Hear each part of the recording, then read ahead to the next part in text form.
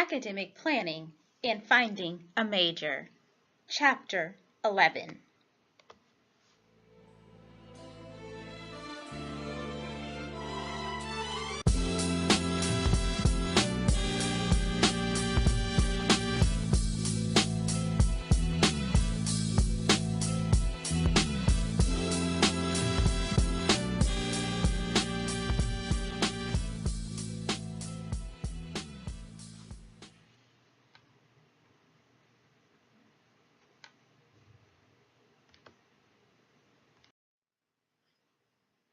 Okay, so we are in Chapter 11.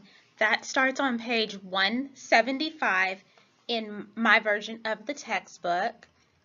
And we're going to start with slide number 1, which states, make your academic plan personal. And that's going to start on the next page, which is on page 176 if you are following along in the textbook. As a first-year student, you need to start thinking about academic planning, which will be an ongoing process throughout your college career. Your academic plan will entail choosing a major, working with a mentor, and choosing classes. Planning your academic route will save you time and money. Today, we'll go over how to plan your time at college and how to select an appropriate major.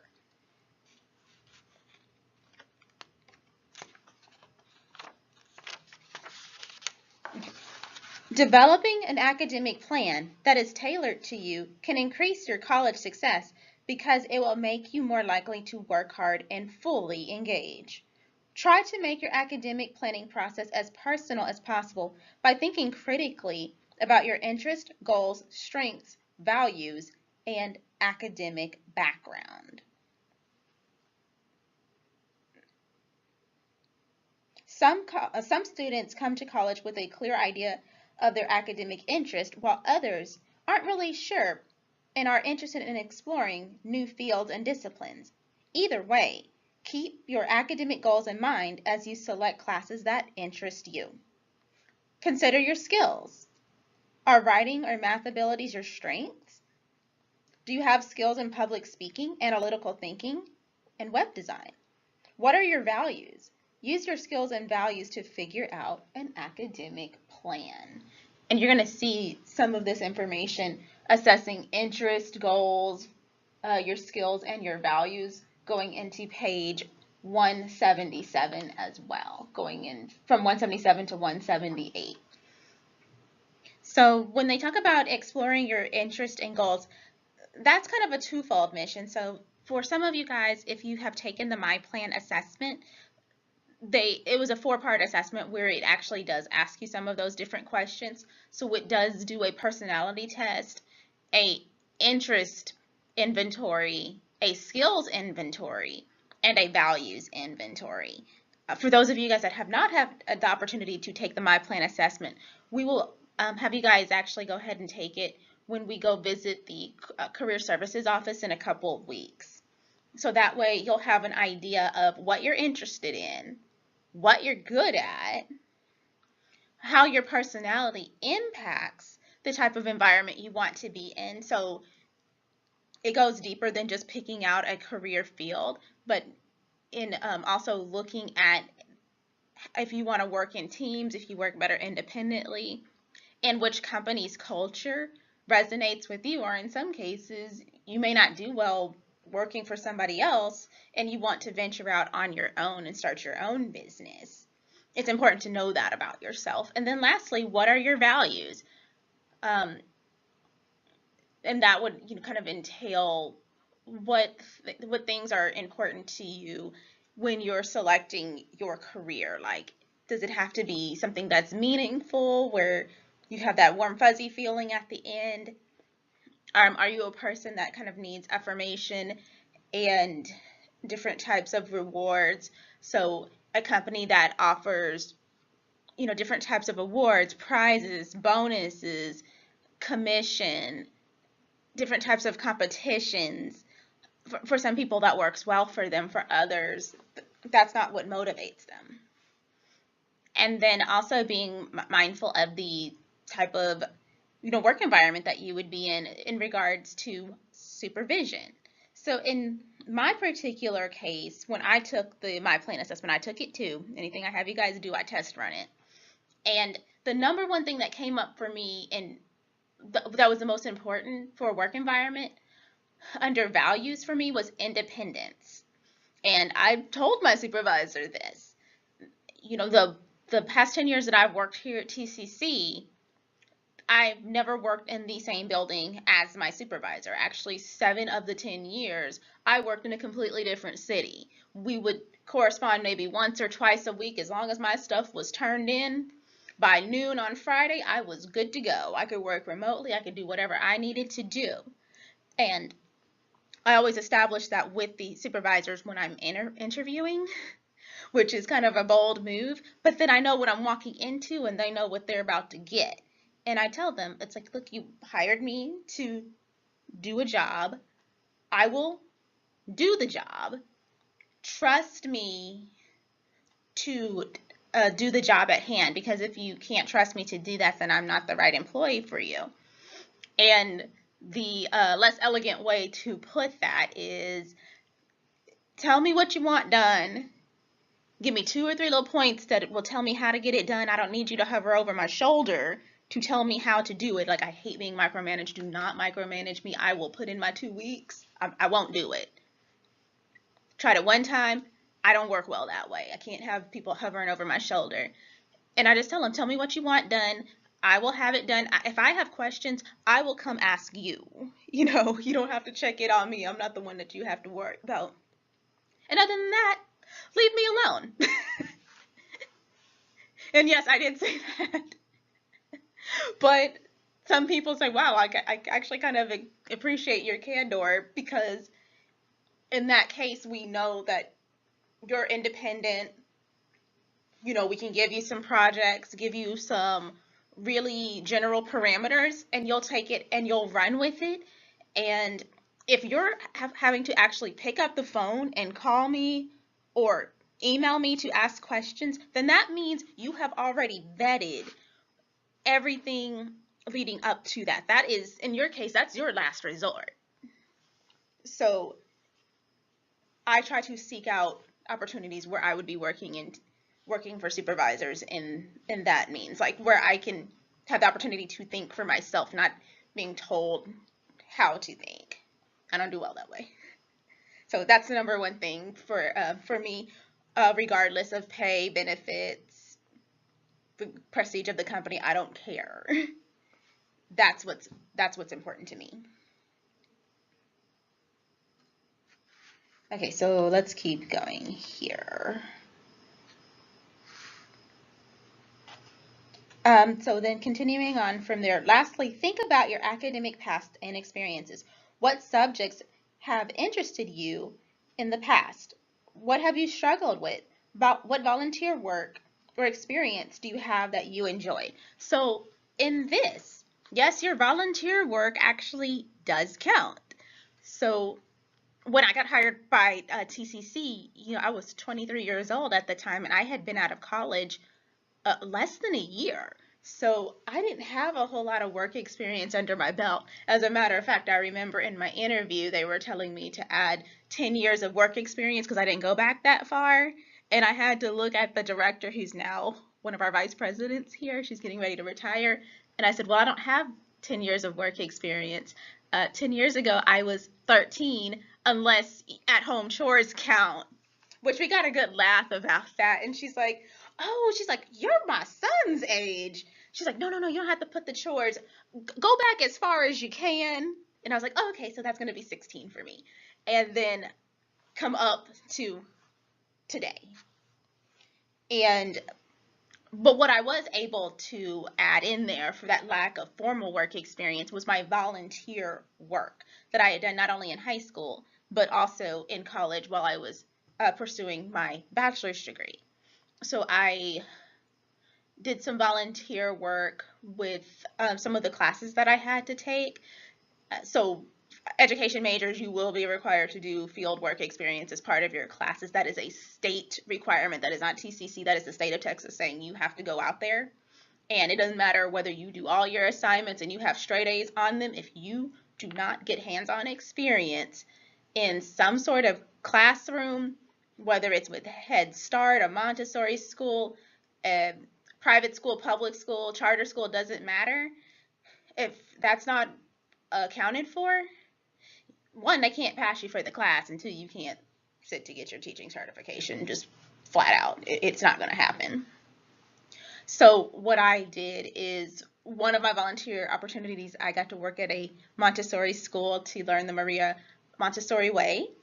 One of them, I worked at one of the elementary schools right in the city of Austin. So I got to have that urban school experience, and I worked with 4th grade bilingual, which was amazing, by the way. And then before I came to TCC, I taught pre-K bilingual through Head Start, but in a rural area. So then I got to experience a setting in a city that only had about 450 people, and by the end of the week, everybody knew who I was. So that was a big change coming from Dallas-Fort Worth, where my graduating class was larger than the entire population of the city. But in having all that experience, oh yeah, and I almost forgot, I volunteered at a nonprofit community center where we taught parents how to speak English. So we had ESL classes, and we also worked with these parents that had children that had been diagnosed with autism. So I got my special education experience in addition to my second language acquisition experience from that location. That is what sealed the deal for me to get hired by TCC as an ESL instructor. And I was just there, over the weekends. That was it.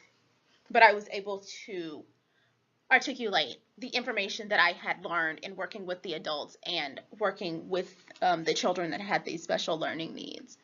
And that's how they were able to take a chance on me. So don't discount any of that volunteer work. It does count.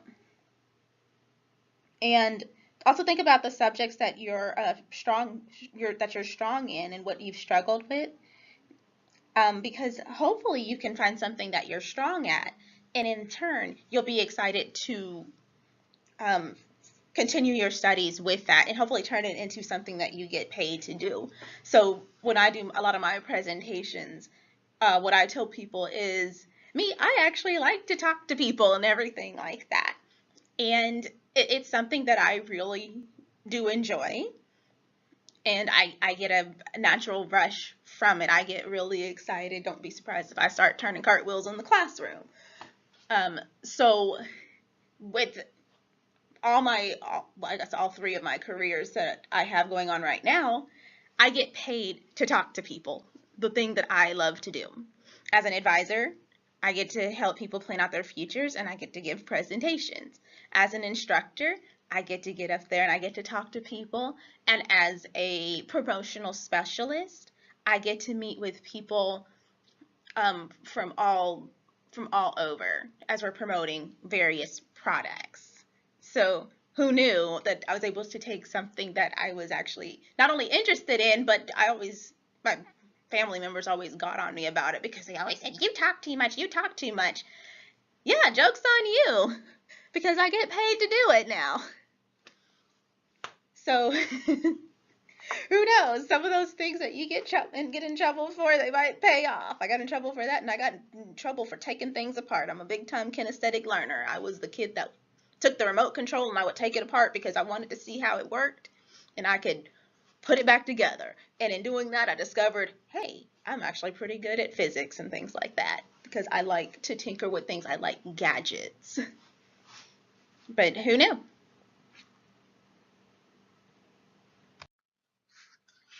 Let's move on to the next page.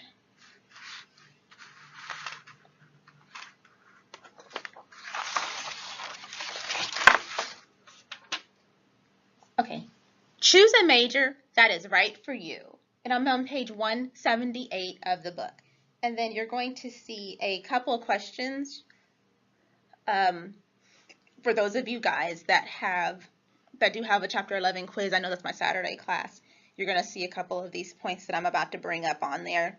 And then all of y'all, weekday or Saturday, you will see a few of these questions kind of referenced on the upcoming midterm in the middle of September. So take some notes on this particular area, okay? So your academic plan should reflect you. So should your choice of major. Figuring out your academic goals and interests can be challenging. If possible, take the opportunity during your first year or semester to try out different classes. It's just as useful to know subjects that you don't like as it is to understand what you do. If you have many academic interests, you can combine them. Options include majoring in 2 or more fields or minoring. So that's what I did. I had a major field and I had a minor field. And then I have friends that double majored and in some cases triple majored in different things. Talk with a mentor or advisor beforehand to be sure you understand the extra pressure and time commitment this would require. Different majors will have different requirements. There will be a certain number of classes or credits you will need to complete. Some majors have an application process or prerequisites, and the amount of time necessary to complete a major will vary. If you declare a major and then decide it's not right for you, see if you can change majors. If so, determine what you need to do to make the change and how you will be able to fulfill the new major's requirements. If you can't change majors, you still have options. You could minor in the field that interests you, or take a heavier class load for a few terms to explore interesting fields. In some schools, you may be able to take summer classes or to graduate later than you anticipated. Remember, though, that these options could have financial implications. If you are returning to school after a break, be sure to understand if and how any previous college credit you have will apply to your major and your education as a whole. If you plan to transfer, take time to fully understand what is recommended. Do your research ahead of time and plan accordingly. As you explore your major options, consider your career goals. Your major will usually influence career opportunities. Also, know if your career path requires extra schooling and if a certain major is a requirement. So there's a lot that's going on in there, so let's unpack some of this a little bit. So just a few key points to remember. Balance your goals with your interest. So this is where we were saying you can combine a couple of different interests. So what I've seen people do in the past, I've seen this more at UT, since at the community college level, a lot of times people are just getting mainly the state requirements out the way. But while I was at the university level, I did see some people pick, like I was saying, double majors or a major and a minor. So something that I would see, for example, is like with the business students, they may major in management information systems, finance, accounting. At that time, we had engineering route to business. And then they would pick a language to go with it. So for example, an international business major might pick Chinese or Japanese, Hindi, or Portuguese, those different types of languages, where it might be very likely that they may, be working with, a different host country, or there's a chance that they could be working out of the country as an expatriate. And they could be on assignment for 6 months to a year or a couple of years. So that's something that could benefit them. And in some cases, you may need more than one language. I have one of my friends who's learned 4 as a business major. I had to think a second, 4 at this time. And it's to be determined if this person needs to learn a 5th one. So that's something to kind of bear in mind there. I've also seen people major in a concrete field such as education, business, computer science, engineering, those different types of things, and then they've majored in a cultural studies area. So I've seen people major in business administration with a concentration in management, and then minor in African American studies, women's studies, Mexican American studies, Latin American studies, Asian American studies, those different types of things. So that gives them an opportunity to learn not only the different things about their jobs, but then in that case, if they want to learn something a little bit about themselves and the history of kind of where they come from, or if they just have a particular interest in a different group altogether, then they're able to incorporate that curiosity and be more well-rounded at the same time. So that's why I was telling you guys in a previous lecture that, you know, I took women's history, African American history, Latin American history, all those different types of things to provide myself with a panoramic view of history, so that way I can learn from what's been done. So then that way the things that didn't work out, we don't end up repeating them, basically. And then you want to be aware of the major requirements and time constraints. So I alluded to this for the weekday classes, weekend classes. I hadn't got to this part just yet, but you're going to hear about it really soon. Is at TCC, what's happening here at this level is most of the time you can apply. Sometimes you can apply maybe 2 weeks before school starts, although I don't recommend it. And you can still get into the school. At the university level, it doesn't work that way. You know, you have to apply several months in advance. And as I mentioned before in a previous lecture, I applied November of 2002 to get accepted by UT Austin in August of 2003. 10 months in advance. That's what it takes. And within the university, they have separate colleges there. So there's the College of Education, the College of Engineering, the law school, the medical school, all these different areas, the College of Liberal Arts, the College of Natural Sciences, the College of Geosciences, all those different things. And I think there's probably about 20 colleges within the university now, if not a few more, because they've been adding things. So you have to be mindful of what the college requirements are, the overall university requirements are, and if your specific program has additional requirements. So if you're doing something fine arts related, there might be an audition required. If you're doing something that has to do with graphic design or visual arts or architecture, then you may have to submit a project detailing some of your work or a portfolio. That could be required.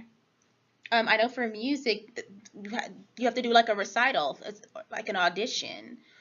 So that's something that you want to bear in mind. And then also if the academic requirements are different, because I have seen it happen where people have applied to the university of their choice. They've been accepted to the university, but denied by the specific college or denied admission by their program because their GPA was high enough to get into the university, but it wasn't high enough to get into the program itself. And they had to go back and work on that. So you don't want to get blindsided in case that happens, because it could be a big disparity. Here's what I mean. So for the most part, to graduate from TCC, for a good portion of the programs, you need at least a 2.0 GPA, which is a C average. You know, like I say, C is for college, C is for certificate, C is for commencement, you're out the door, C is for SIA. But coming in the door to some of these area universities, the GPA requirement might be a 2.25, a 2.5, 2.75, just to get in the door.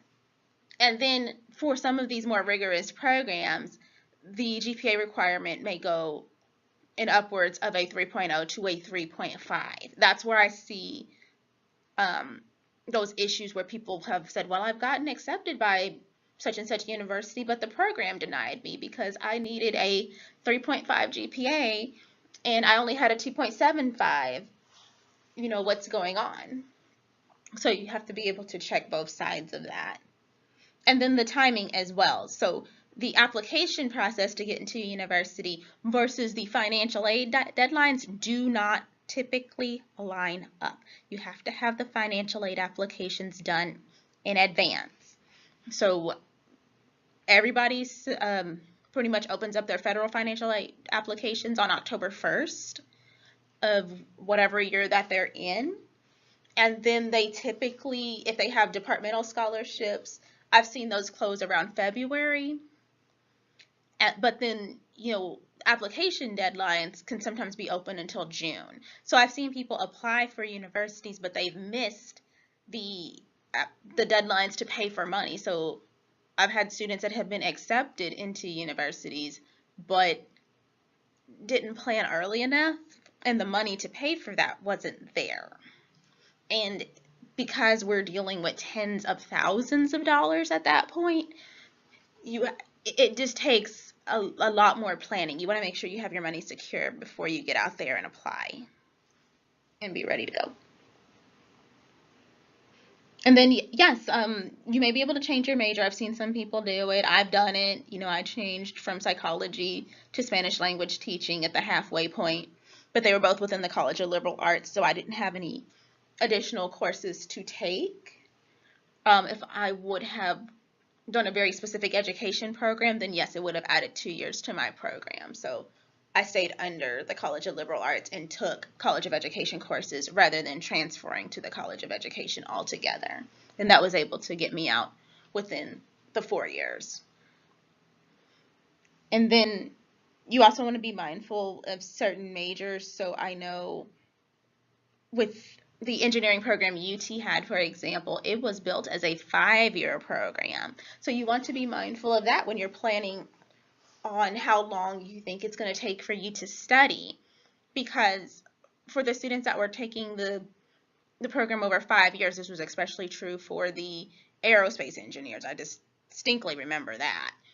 They were taking 16 hours of courses per semester plus summer school. They did not have any summers off, and it still took 5 years minimum for them to finish, and they were required to go full-time at that time. This was, years ago. But so we didn't see them for 5 years, and then they emerged and they were all rocket scientists basically. So that's something that you want to be mindful of going into your programs. An associate's degree program is approximately 60 hours. The bachelor's degree programs, most of them are approximately 120 hours. Depending on the requirements, they may go over a little bit. Like in my case, I think I ended up with 134 or 136 hours. So I actually went over by about 14 or 16 hours, which was about the equivalent of a full-time semester and some change. And when you're planning your SMART goals and you're trying to figure out your timelines, give yourself some wiggle room in case something comes up, because life does happen. Or in some cases, some of those courses that you want to take, they could be full, they could get canceled for low enrollment, they may only be offered at certain times of the year. So, this plan that you may have laid out, things could change on you. So you want to give yourself some wiggle room for that. And then with the career goals, that's what we're going to be doing with our paper. So that's why I'm having you guys start that now. And that will reveal itself as we get going. With the financial implications, for those of you guys that are Pell Grant eligible, what's going on there is you only get the Pell Grant for the equivalent of 6 years. It's a certain number of semesters, and that's including summer, winter semester, May semester, all those different types of things. That's here and at the university. So once you've exhausted those funds, that's it. That type of financial aid you will not have access to anymore. So that's why you'll see that you're kind of being encouraged to not take just 1 or 2 classes at a time. You might notice that you're being encouraged to take maybe 3 or 4 and come in over the summer and stuff like that. It's for that reason, so you don't run out of money at the university level. I hadn't really seen anybody like really run out at the community college level, but it's happening on that back end. So we have to plan ahead for that. But that's just one type of financial aid. So in knowing that and calculating how long it takes you to get your associate's degree and how long you think it might take you to get your bachelor's, if it looks like you're going to run out of money your senior year, then you need to start planning ahead with other types of funding. So there's other grants, other scholarships, co-ops, fellowships, all those different types of things that you can take advantage of. You just have to do it early. Okay.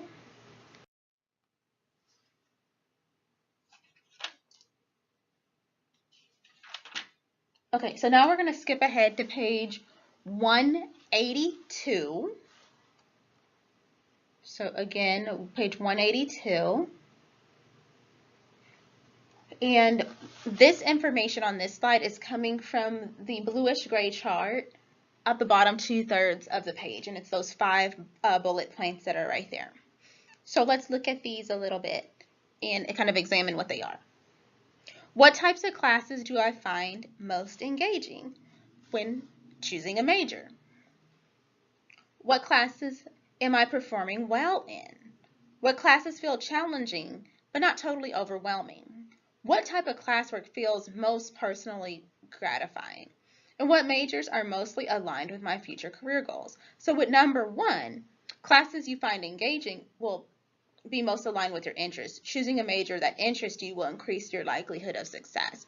So you're going to spend a lot of time, taking courses in, reading and hopefully getting some hands-on experience with the field that you have chosen. So ideally, we want to make sure it's something that you enjoy if you're going to spend a couple years getting prepped to do it. Because the last thing we want is for you to spend all that time on it and then you get down to the finish line and you're like, I don't even like this. I don't want to do this. That's when you see people, in some cases, have a degree in one area, but they're working in a completely different area and they've never used the degree because they didn't exercise that option and maybe ask that question to see, well, wait, can I change it? Can I tweak this part of it to turn it into something that I'm actually going to use? What classes am I performing well in? If you are successful in specific classes, you are likely to be successful in similar classes that make up the major. So that's how I changed to Spanish, because when I was taking the Spanish classes, I noticed I did particularly well in those. And I was like, well, it seems like I'm retaining the information and I want to challenge myself to learn the language. So let me give this a shot. I'm going to go ahead and go all in and see what happens, not look back. And I really connected well with those professors. The way they taught, it was just very creative, and they found ways to help you really retain the information. They put you through the gauntlet. I mean, it is not easy at all at the college level to learn a language, but I do like that the way that things were designed, and it goes beyond grammar because they had literature in there. We even had courses where if you spoke one language that you can learn another one. So for example, we had Portuguese for Spanish speakers, and then the Italian and French department was together. So they found ways to combine that, so that way if you were a French speaker, they could bridge you over to Italian, or if you spoke Italian, they could bridge you over to French. Or you can do a little bit of all the Romance languages. So you could do that little sampler platter and learn a little bit about all of them, and then use Latin as your base, and you're pretty well set. And one of my professors actually did that. And let me see what else. And that's why I was saying, like, the classes were challenging, but I wasn't to the point where I was completely overwhelmed and having to retake courses. And let's see, the work that feels most personally gratifying. Understanding the type of class environment and assignments you enjoy will allow you to incorporate your learning preferences into your majors. So going a step further, it was those education courses that really resonated with me because I liked the way that they were set up. Because although we did have to write papers for them and they were pretty long, I definitely remember writing some 9 or 10 page papers for the College of Education, but they were based on observation hours. So we had papers, we had group activities that we would do together, we would design lesson plans together, we would get to go and go observe different classes. So every day we did something different, and I liked that variety that was incorporated into our program. And getting to work with the kids, that was like the coolest part of getting to see how these kids from these different not only the different age groups, but the different types of schools that were out there. and what was being taught in the classroom, and how I was able to take these ideas from the charter school, the Montessori school, the school that was in the rural area, and the school that was in the downtown city urban area, and combine all four elements together into what I would later implement into my classroom itself. And then lastly, what majors are closely aligned with your future career goals? If you are clear about your career trajectory, figure out which majors are more likely to help you achieve your goals. So in this case, what I tell people to do, especially in the workplace and you plan to stay there for a while, like you've already found where you want to work, then a lot of times I tell people, talk to your supervisors about where the company's going and what that future need is going to be. Pick their brain about it. Like if you know you want that supervisory or team lead position, and see what they have to say. And you got to feel out the supervisor a little bit. You got to know who you're dealing with, because in some cases you're perceived as a threat. In other cases, they're really receptive and supportive of you advancing up the ladder and, you know, promoting from within. So you do have to be aware of your company's particular culture. But I would say I've had some great success with some students that have come in, had meetings with their supervisors, brought me notes, or in some cases the supervisor had a conference call with me, and they described, okay, I need them to be able to know how to do this, this, this, and this for this position. What do you guys have? And me, the student, and the supervisor via conference call were able to map out a plan of, hey, well, what if we do this, and let's do this degree, let's pair it up with this certificate, or it sounds like what you're looking for is a mix of these two certificates. What do you guys think? And we can kind of, in some cases, try to customize something for you. We have to play the game of keeping you on a degree plan, otherwise financial aid will not pay, but there's creative ways to combine different areas. Okay?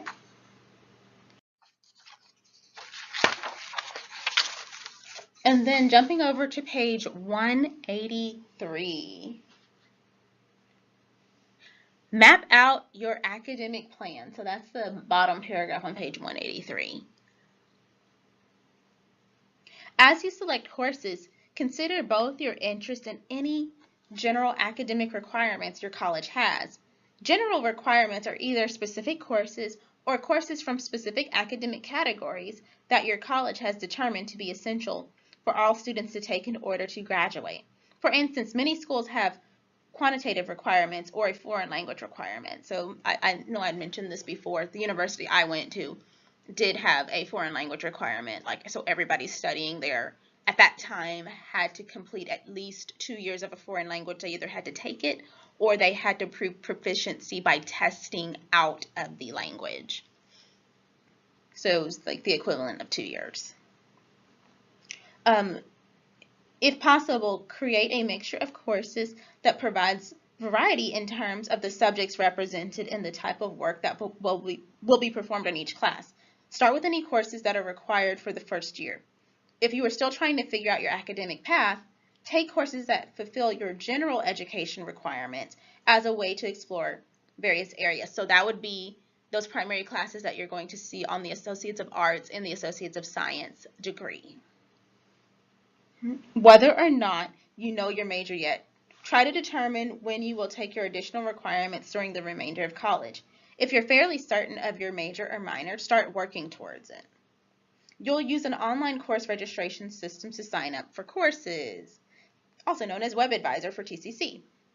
If you're interested in a limited enrollment class, check how the system will inform you that you've been accepted into the class, placed on a waiting list, or that you haven't gotten into the class. So that's when things have been waitlisted, or if it says like in the little notes that you need a granted petition. So that's the TCC specific element where somebody from the department has to approve you.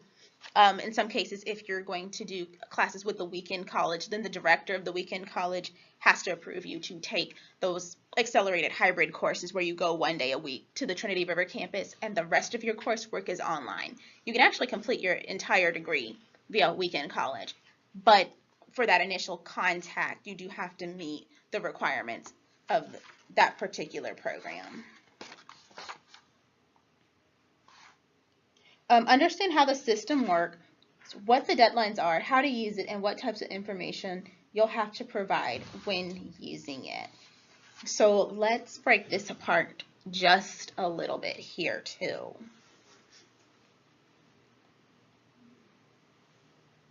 So let's see. So,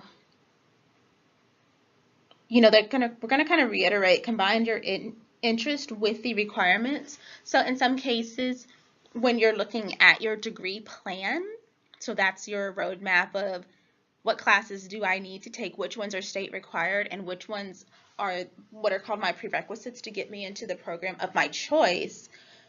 Sometimes you have some wiggle room. So in some cases, I know at the majority of the degree plans, 9 times out of 10, it's going to mention Composition 1 at the top. All roads pretty much lead to Comp 1, no matter what you're studying. But then when you get down to the second English class, then you may have a choice between Composition 2 or technical writing. So technical writing is beneficial depending on what you're studying. For speech, it's going to break down into a couple of different speech classes. You may only be required to take one, but now you can choose something that's specialized. With the histories, you'll see that as well. And if you have a literature requirement, so if you have additional English classes that you're required to take, then you could have a choice between American literature, British literature, and world literature. I've seen a breakdown with philosophy as well if you have a philosophy course requirement. So you can take Introduction to Philosophy, which I took that. You could take Ethics. I took that. There's an Introduction to World Religions class that I heard is pretty interesting. There's a Logic course, different things like that. So we do try to give you a little bit of wiggle room in there. And sometimes instead of choosing just regular Introduction to Philosophy, and if you say, hey, I'm going to choose Ethics, and they don't have any restrictions on the type of philosophy course that you're taking, then that gives you an opportunity to kind of narrow down to, you know, I guess focus in on your interest a little bit more while still meeting the state mandated requirements. Okay, so this part right here, if for the classes that have to take the Chapter 11 quiz, you're going to see this this area that I'm about to talk about right now on here. And this might get alluded to on the midterm as well. Let's see. So map out your academic plan. So in some cases, it's okay to build the plane as you fly it, but because we're dealing with TCC requirements, we're dealing with your university requirements, their specific program requirements, and federal and state government requirements due to money.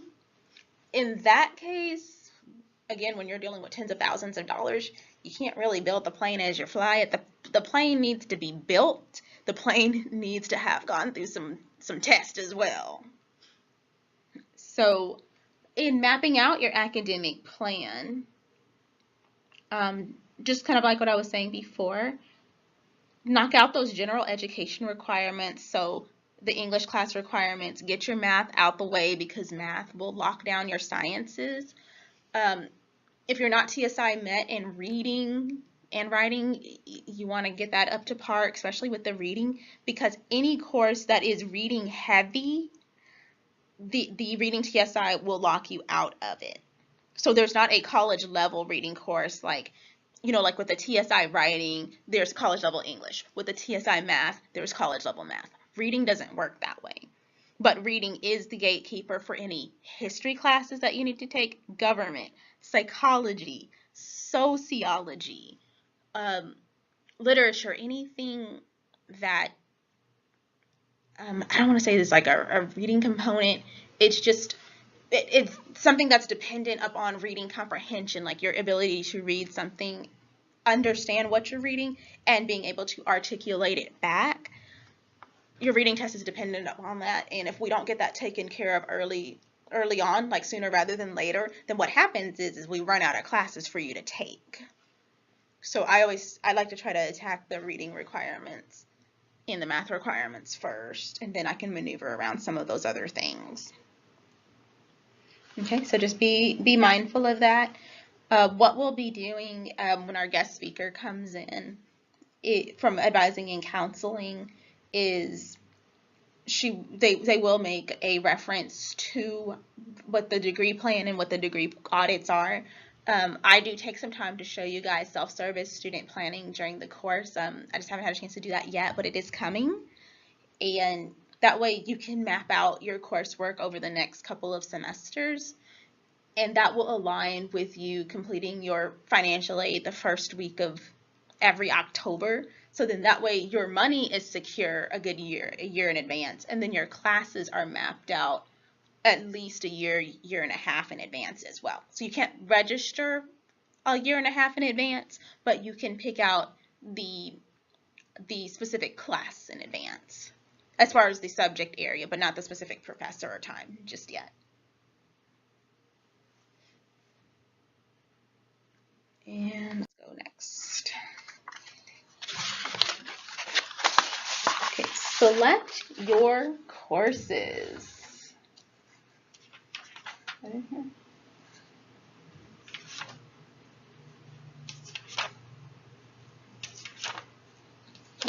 would I find that? Okay, so selecting your classes. Selecting your classes can be an overwhelming and stressful process. Reach out to your advisor or mentor for help. That's what we're here for. He or she will be able to offer you guidance as you navigate the course catalog and make your selections. Advisors and mentors are usually aware of college requirements and can advise you on when you should take certain requirements. Remember, an advisor or mentor can help you grapple with course choices only if you tell him or her what your interests are and whether you're struggling to make a decision. It will also help if you tell them about your life situation. So we need to know what's going on to best advise you. We will do our best to provide you with the information that is most correct and up to date. Just bear in mind, we can't control what the universities do. We do meet with the area universities once a year, but if they change something in the middle of the year and they don't communicate that to us, and sometimes we do, every now and then we will find out after the fact, but we try to disseminate that information as soon as possible. Sometimes we're able to make the adjustments, sometimes we just have to go with it because it's their house and we have to kind of play by their game. And we need to know all these other different types of things. So if you're working, then we need to know about how much you're working. What are your other obligations? What types of barriers are you encountering? So if transportation is an issue, we need to work on ways to get that straightened out. If your home, like your living situation, is unstable, we need to stabilize that. And we need to be aware of those different types of things. So, for example, I wouldn't want to put a student in 5 or 6 classes if I know that they work 60 hours a week. They may be able to physically get to the classes, but based on the amount of estimated study time that they're going to need, they may not have enough time outside of class and outside of work to complete the minimum requirements and the study time to complete the assignments, or they might burn out halfway, and that's not what we want. We do want completions. And I think in some cases, some people might think, oh, well, you guys get money for enrollment and the number of people that are in here and stuff like that. And it's like, no, we're not a for-profit or a corporation. It's not a revolving door. It's about completions. We need you to finish. And let me see what else we got. When choosing from seemingly endless choices of classes, keep a few factors in mind. Ask yourself how many challenging classes can you handle. A few can be stimulating, too many can be overwhelming. Talk with mentors or the class instructor to understand how challenging a course will be. So yes, you can reach out and email in advance. Likewise, don't jump right into advanced coursework.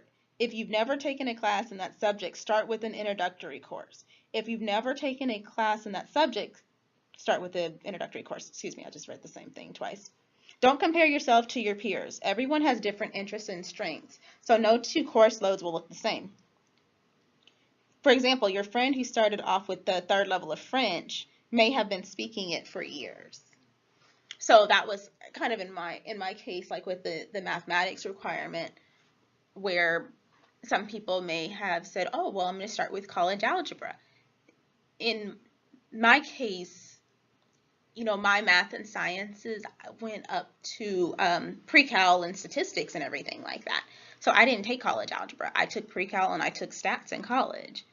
And then for the sciences, some people are better at biology and chemistry. Biology, chemistry, and all these different other things. I like astronomy and I like physics, and that's what I took because I knew that that was something I was familiar with and I was strong at. It met the state requirements, and since I was genuinely interested in it, the coursework didn't really feel like work. It was just like, oh wow, I'm exploring something that I really actually am curious about and I like. Okay.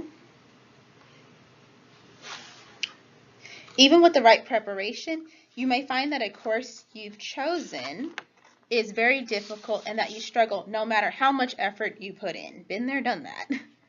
If so, talk to your instructor and go to an academic support office to find out what you can do to help yourself. Consider working with a tutor.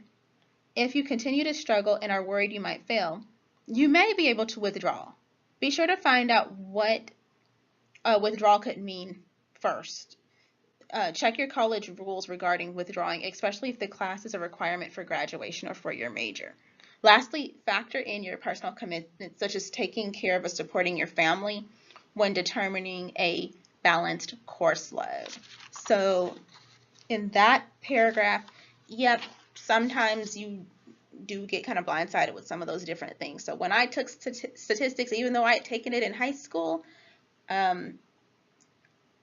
stats and college stats, even though the high school one I took was advanced placement, it was a college level course. The second one that I took was much more advanced.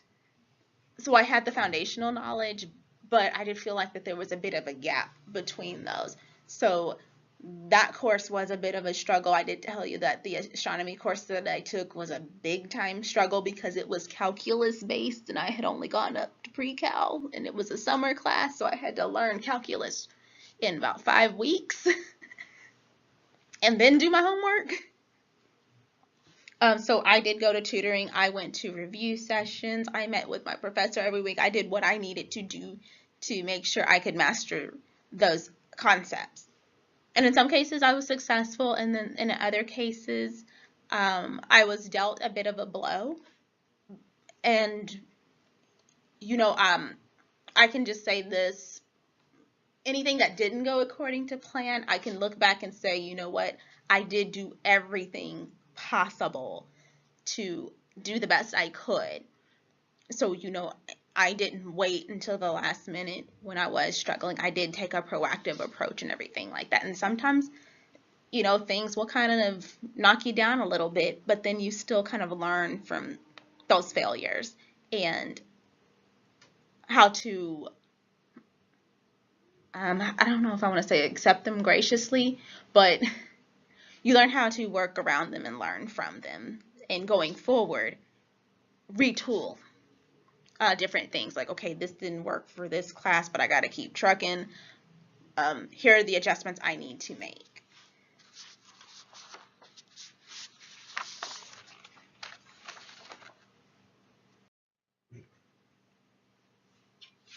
Okay, and then second to the last slide.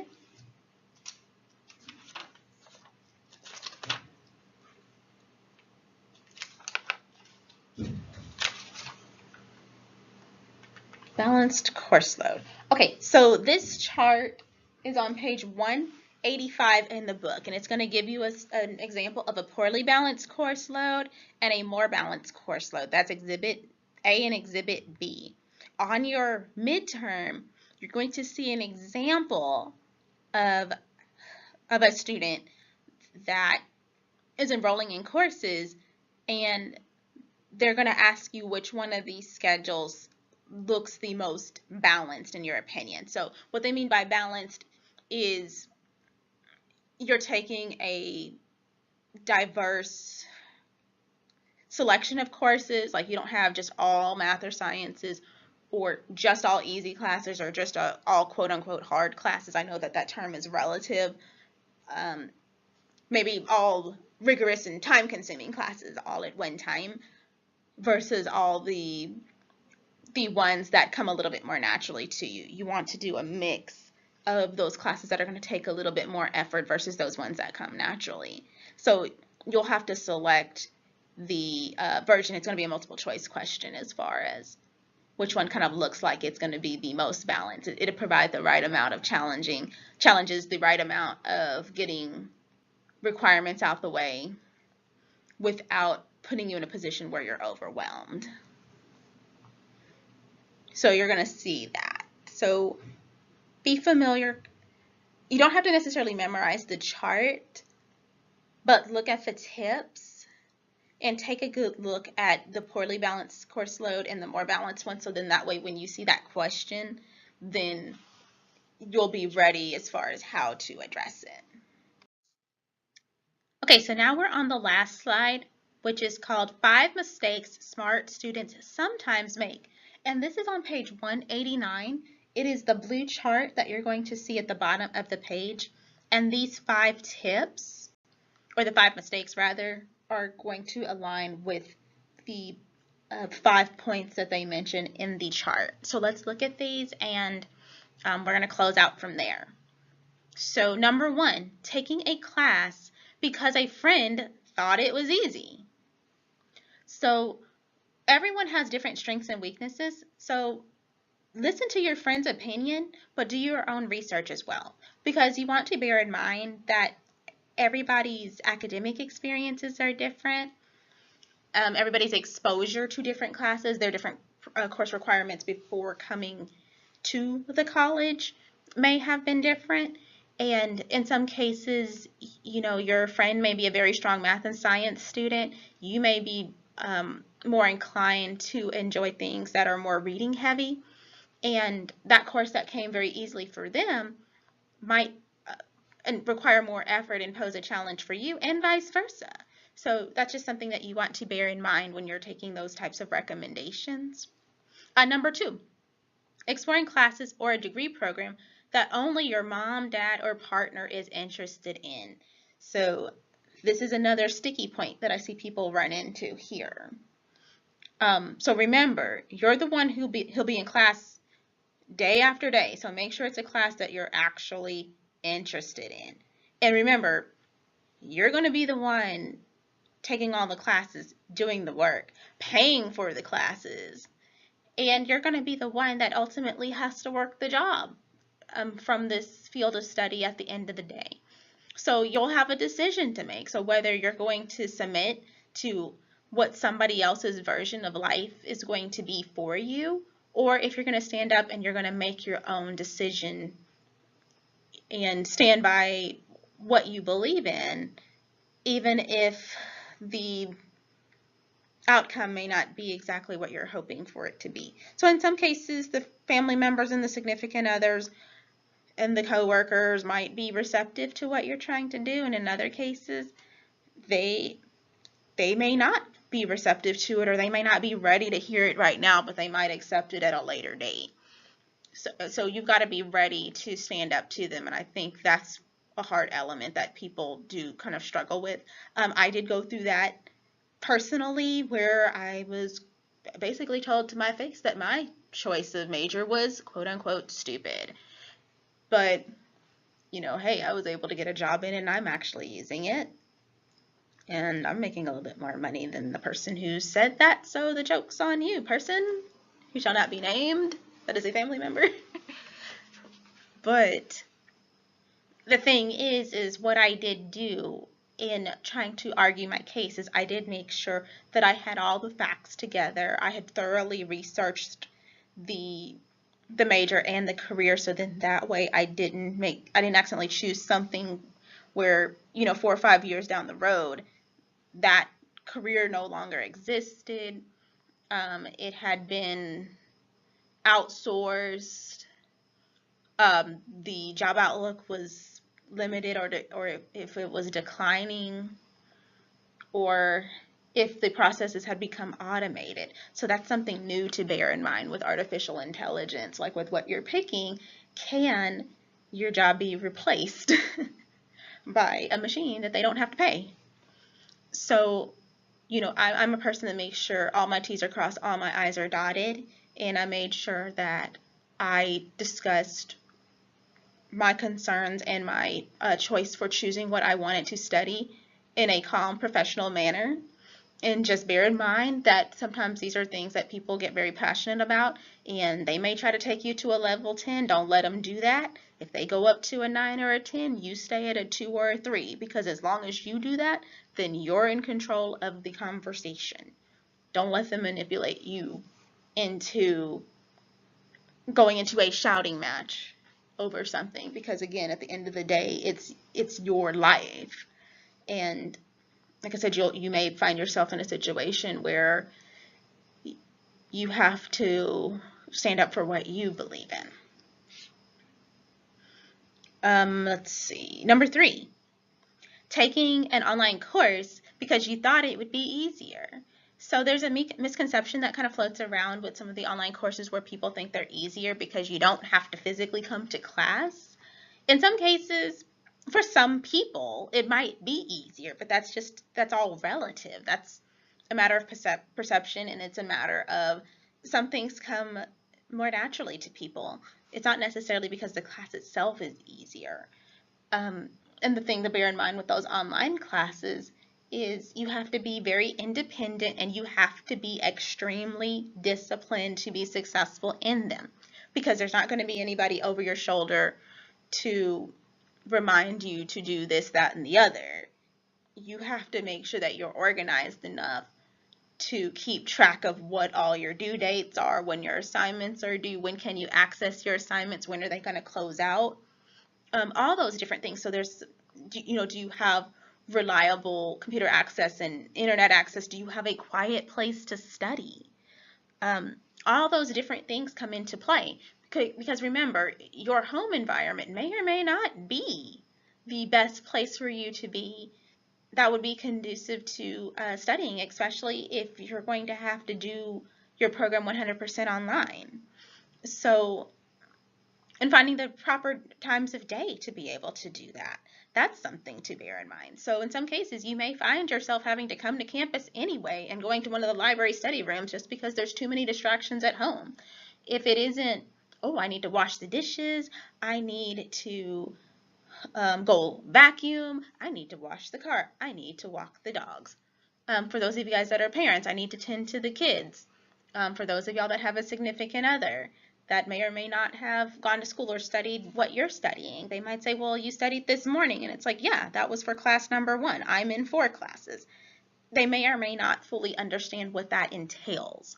So that's something to bear in mind. So with me, I did my entire master's program 100% online, but I started this program after I gave up my apartment. I'm a person that lived by themselves for 11 years and went into an environment where I'm living with 3 other people and 3 dogs that I love very much, but they bark a lot. So in having all these people in the house, and there's always somebody at home at all times, because my future mother-in-law does not work at this time. Future brother-in-law works overnight, and my fiance and I, we work during the day. So there's literally somebody in the house 24/7. I had to find a time where I could actually find a place in the house to be able to study by myself, because there's 4 people in the house, but there's only 3 bedrooms.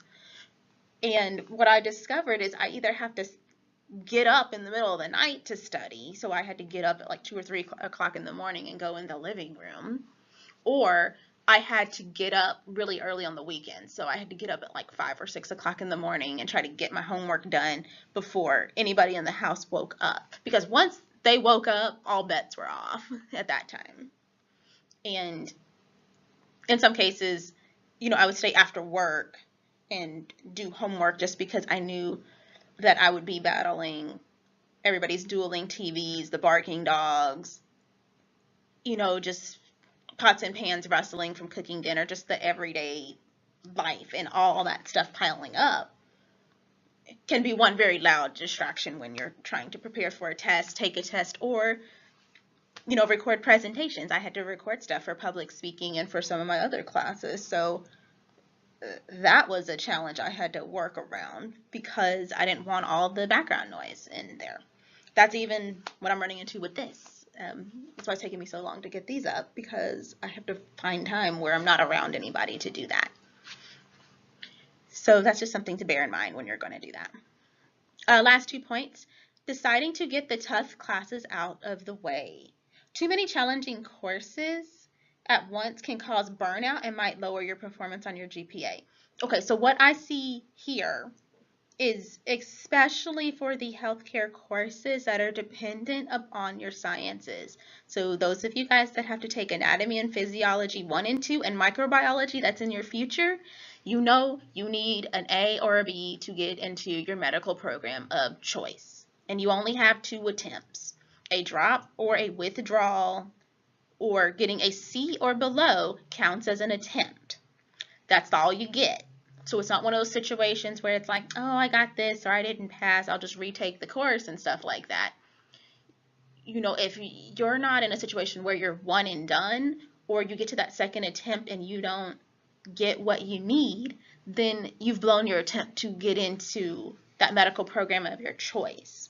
And the main one I am talking about is with nursing, but this can also impact you for physical therapy assistant, for radiology, respiratory, and surgical technology as well. All those programs that are basically selective admission. So what I will do is, I'm not a person that will recommend taking a full course load once you get to the sciences. It's not very popular, and have had some people get upset with me about that. But I told them, hey, I'd rather keep you here an extra semester and have you get an A or a B on the first attempt than us having to reroute and completely change your schedule because you got a C in the class. And now those classes that you were planning to take the following semester, well, you can't take them because you didn't score high enough to move on. So it completely busted up our plan, and you have to stay here another semester anyway. So ultimately, it will be your choice as far as what you want to do. But again, I'm not one that signs off on that type of thing. You'll never see me approve somebody to do 5 classes and then A&P or microbiology is involved, because I already know the workload that course is going to take by itself. It's not so much as the content, it's like the level of difficulty. It is the amount of work and the amount of commitment that it's going to take to complete those courses to get in there. So I wouldn't want to go in there and overload somebody knowing that, hey, you need to plan to study about 40 hours a week, and about 30 of those is going to be for the one class, and not have them be able to make that well-informed decision on their own. And then lastly, where they talk about taking more than the recommended number of courses to get ahead. Taking a heavy course load might be doable, but first figure out how to manage a normal course load first. So when I'm advising students, I typically have my full-time working students only take 2 to 3 classes per semester to start out. And then what we do is we check in. I try to see, hey, how do you kind of feel with this course load? Let's look at your grades. Let's see, how are you feeling? Do you feel like you're balancing everything okay, or do you feel like you're barely getting by? And then that way from there we can make the decision of, okay, let's go ahead and step it up. Let's add another class. Or let's keep you on 3 classes now. I'm going to do 2 classes over the summer, and then I want you to do another 3 classes for the following long semester. That'll get you the same number of classes as a full-time student. That'll still get you out of here at the same time. You just won't have summer off. So there's other ways to get you out of your program, quote unquote, on time, which there's really no such thing. It's all different for each person. You can't really compare yourself to other people. Because everybody's experience coming in the door was different. But yes, have I seen friends take 18 to 21 college hours in one semester? Yes, I have. They had to have special permission to do that, and they did not work doing that. And then they also had to show and prove that they were able to handle a coursework like the course load that was above the minimum and that they actually had the time to commit to that. Because what you want to bear in mind is for every hour that you spend in class, or that an hour that the class is worth, so this is for online classes as well and your developmental courses, you need to plan to study about 2 to 3 hours outside of class to prepare for that one class. So that's at this level. University level, for every 1 hour you're in class, I would say 3 hours minimum outside of class, which if you multiply that up to 12 hours, so if you go 12 times 3, you're at 36 hours. That's a full-time job of coursework. At the master's level, that goes up for every 1 hour. It goes to 5 to 6 hours. So I took 9 hours at one point. Full-time is 6 hours at that level. So I was looking at at least 45 to 54 hours of study time per week, plus work, plus teaching, plus actually having a life outside of academia. That's what the reality of the situation is. That's what you're signing up for as you go forward, and you need to be mindful of that. Okay? Okay, so it looks like that we have reached the end of Chapter 11. Thank you so much for tuning in, and we will catch you on the next recording.